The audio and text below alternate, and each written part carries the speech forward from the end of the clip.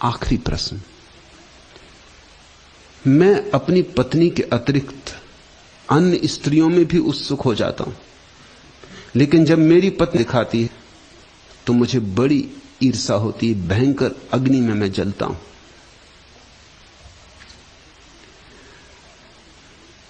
पुरुषों ने सदा से अपने लिए सुविधाएं बना रखी थी,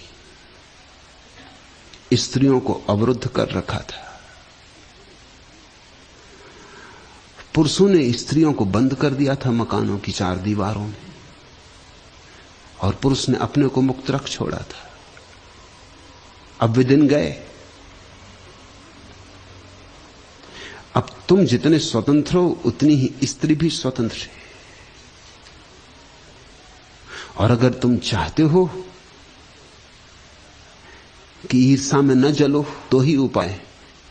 एक तो उपाय है कि तुम स्वयं भी वासना से मुक्त हो जाओ। जहां वासना नहीं वहां ईर्ष्या नहीं रह जाती। और दूसरा उपाय है कि अगर वासना से मुक्त न होना चाहो तो कम से कम जितना हक तुम्हें है उतना हक दूसरे को भी दे दो, उतनी हिम्मत जुटाओ।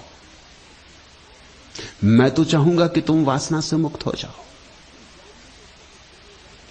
एक स्त्री जान ली तो सब स्त्रियां जान ली, एक पुरुष जान लिया तो सब पुरुष जान लिए। फिर जो भेद हैं वे केवल ऊपरी रेखाओं के,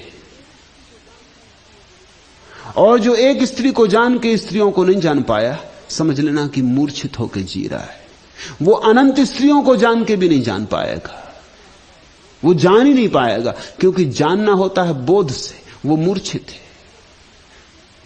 वो भागता रहेगा एक को छोड़ के दूसरे के पीछे, और निश्चित ही तुम जलोगे, क्योंकि पुरुष के अहंकार को चोट लगेगी। इसको तो तुम समझते हो बिल्कुल ठीक है कि तुम किसी दूसरे की स्त्री में उत्सुक हो जाओ तो कोई अड़चन नहीं। हम कहते हैं पुरुष आखिर पुरुष है। पुरुषों ने ही गढ़ ली होगी ये कहावत कि पुरुष आखिर पुरुष है। पुरुषों ने ही यह हिसाब गढ़ लिए कि पुरुष एक से तृप्त नहीं होता, पुरुष को चाहिए इसलिए एक से तृप्त हो जाती। ये पुरुषों की ही तरकीबें हैं। स्त्री को एक से तृप्त होना चाहिए, वो एक तुम हो, और तुम कैसे एक से तृप्त हो सकते हो? तुम तो पुरुष हो, पुरुष को तो सुविधा ज्यादा होनी चाहिए। मैंने सुना है मुल्ला नसरुद्दीन के पड़ोस में श्रीमान मल्होत्रा नए नए आके पड़ोसी हुए। उनकी पत्नी बहुत सुंदर है। मुल्ला ने अपनी पत्नी को चिढ़ाने के लिए एक दिन सुबह उठते से कहा कि सुनो,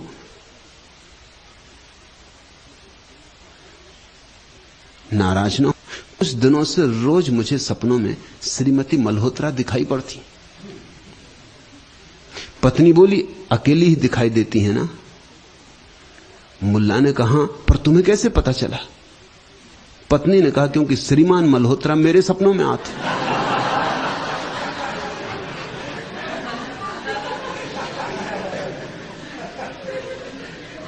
मुल्ला इससे बहुत दुखी था। चले थे पत्नी को चिढ़ाने, चिढ़ गए खुद। जितनी स्वतंत्रता तुम अपने लिए चाहते हो उतनी ही स्वतंत्रता तुम्हारी पत्नी की भी है।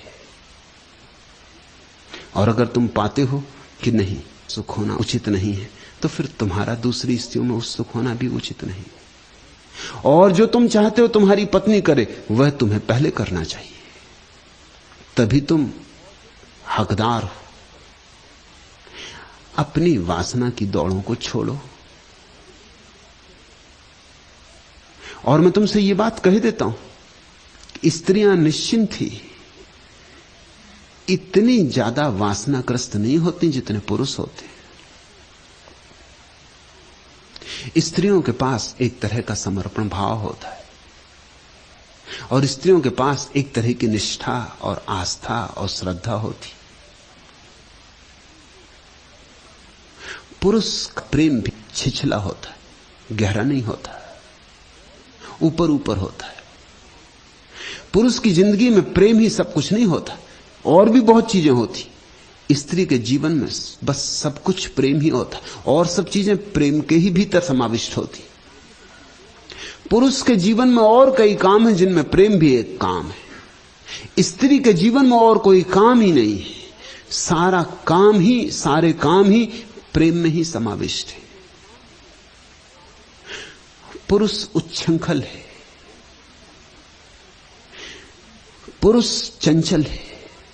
ये तुम छोटे छोटे बच्चों में भी देख लेना। छोटा लड़का हो, शांत बैठ ही नहीं सकता, पटकेगा, घड़ी खोलेगा, मक्खियां पकड़ने लगेगा, कुछ ना कुछ करेगा, खटर पटर। छोटी बच्ची है, वो शांत बैठी एक कोने में, हो सकता अपनी गुड़िया को छाती से लगाए। और तुम ख्याल रखना, स्त्रियों को पता चलना शुरू हो जाता गर्भ में भी कि लड़का है कि लड़की। अगर जरा संवेदनशील स्त्री हो, उसे पता चलना शुरू हो जाता है, क्योंकि लड़का वही उपद्रव शुरू कर देता, कहीं टांग मारेगा, कहीं सिर हिलाएगा।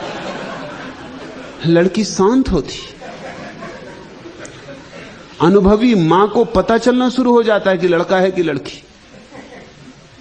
उपद्रव के अनुपात से पता चलना शुरू हो। कारण है, जीव शास्त्र कहता है कि स्त्री के व्यक्तित्व में अनुपात है, पुरुष के व्यक्तित्व में अनुपात नहीं है। स्त्री के जो अणु हैं वो सम है। दो अणुओं से मिलकर जन्म होता है व्यक्ति का, पुरुष और स्त्री के दो अणुओं से मिलकर। 24 कोष्ठों वाले अणु होते हैं पुरुष में, और 23 कोष्ठों वाले अणु होते हैं। दो तरह के अणु होते हैं। स्त्री में 24 कोष्ठों वाला अणु ही होता है। जब पुरुष का 24 कोष्ठों वाला अणु स्त्री के 24 कोष्ठों वाले अणु से मिलता है तो लड़की का जन्म होता है। 48 अणु सम, तराजू के दोनों पल्ले बराबर होते हैं। और जब पुरुष का 23 कोष्ठों वाला अणु स्त्री के 24 कोष्ठों वाले अणु से मिलता है तो पुरुष का जन्म होता है। एक पल्ला नीचा होता है, एक पल्ला ऊंचा होता है, समतुलता नहीं होती। 47 कोष्ठ होते हैं, एक तरफ 23, एक तरफ 24। स्त्री में 24 कोष्ठ होते हैं, इसलिए स्त्री ज्यादा सुंदर होती, समानुपाती होती, शांत होती। उसमें एक तरह की समता होती, एक तरह की स्थिरता होती, एक तरह की गोलाई होती स्त्री के व्यक्तित्व में। पुरुष में थोड़ा सा तिरछापन होता है, आड़ा आड़ा जाता है। भी हैं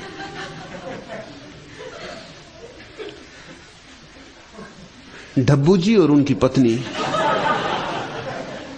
तीर्थ यात्रा को गए। डब्बू जी किताबों के बड़े प्रेमी, 24 घंटे किताबें बगल में दबाए रहते। मंदिर में भी गए, विश्वनाथ के मंदिर में गए होंगे काशी में।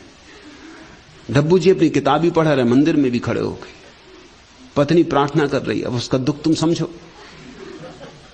उसने जोर से कहा, हे विश्वनाथ के देवता, इतना भर करना, अगले जन्म में मर के मैं स्त्री ना हूं, किताब हूं, ताकि कम से कम डब्बू जी के साथ 24 घड़ी तो रह सकूं। डब्बू जी ने सुना, झुक गए घुड़बल, हाथ जोड़ के कहा कि हे प्रभु, अगर इसकी प्रार्थना मान ही लो तो इसे तुम टेलीफोन की डायरेक्टरी बनाना, ताकि हर साल बदल सकूं।